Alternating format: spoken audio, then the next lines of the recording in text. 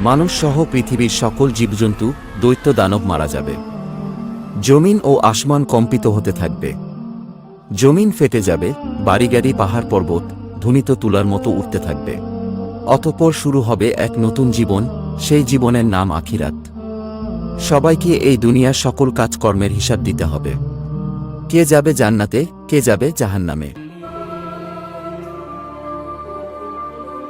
মহান আল্লাহ রাব্বুল আলামিন সবাইকে পুনরায় জীবিত করে হাসরের ময়দানে দাঁড় করাবেন।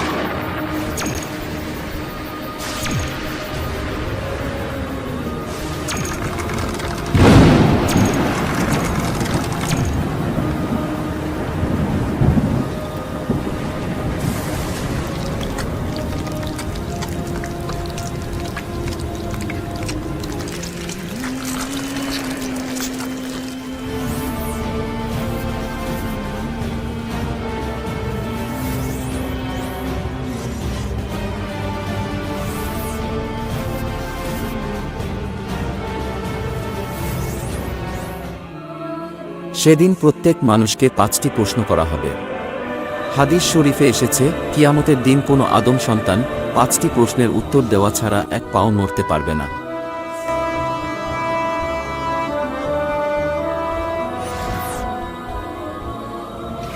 সেদিন তাকে জিজ্ঞাসা করা হবে তার জীবনের লক্ষ্য ও উদ্দেশ্য কী ছিল, এবং তার যৌবনকাল কিভাবে কাটিয়েছে, কিভাবে সে উপার্জন করেছে এবং তা কিভাবে ব্যয় করেছে, তার জ্ঞান বা বিবেক অনুসারে কর্ম করেছে কিনা, আর মহান রবের ইবাদত করেছে কিনা।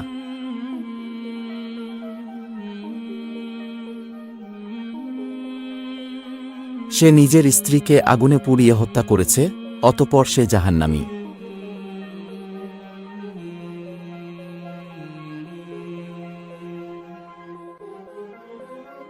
অনেক টাকা পয়সা থাকা সত্ত্বেও দান খয়রাত করে নাই, অথচ সেই টাকা দিয়ে নেশা করেছে, অতঃপর সে জাহান্নামী।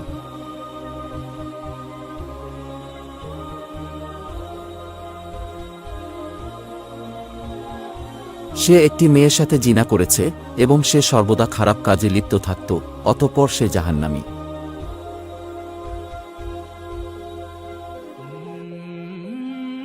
নিজের স্বামী থাকা সত্ত্বেও অন্য পুরুষের সাথে জেনায় লিপ্ত হয়েছে, অতঃপর সে জাহান্নামী। ইসলামের দৃষ্টিতে সুদ ও ঘুষ হারাম, এই হারাম কাজে লিপ্ত হওয়ায় অতঃপর সে জাহান্নামী। আল্লাহ ব্যতীত অন্যজনকে রব স্বীকার করেছে এবং মূর্তি পূজা করেছে, অতঃপর সে জাহান্নামী। যারা তাদের কৃতকর্মের কারণে জাহান্নামে যাবে, তারা অনন্তকালের জন্য জাহান্নামের কঠিন শাস্তি ভোগ করতে থাকবে।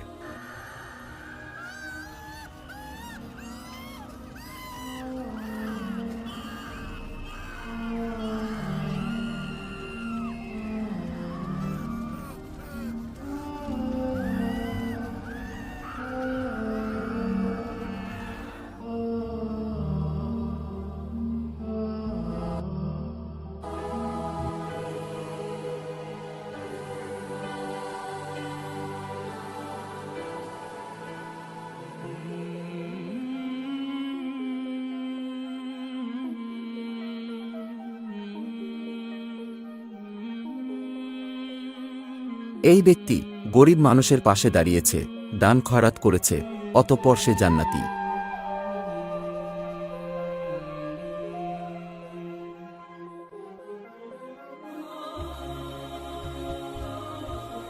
সে হালাল পথে টাকা রোজগার করেছে এবং নামাজ কালাম আদায় করেছে, অতঃপর সে জান্নাতি।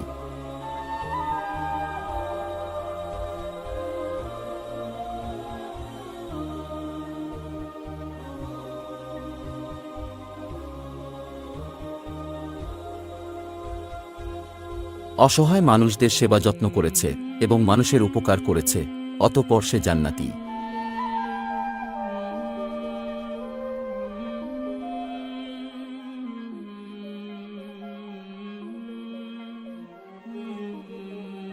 কুরআন ও হাদিসের কথা শুনে তওবা পাঠ করেছে এবং মহান রবের উপাসনা করেছে, অতঃপর সে জান্নাতি।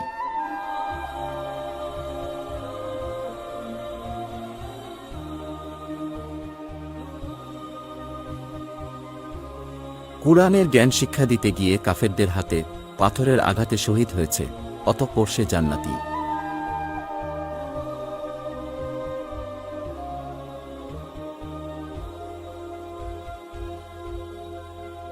যারা তাদের ঈমান ও আমলের কারণে জান্নাতে যাবে, তারা অনন্তকালের জন্য জান্নাতের নাজ নেয়ামত উপভোগ করতে থাকবে, যা কখনো শেষ হবার নয়।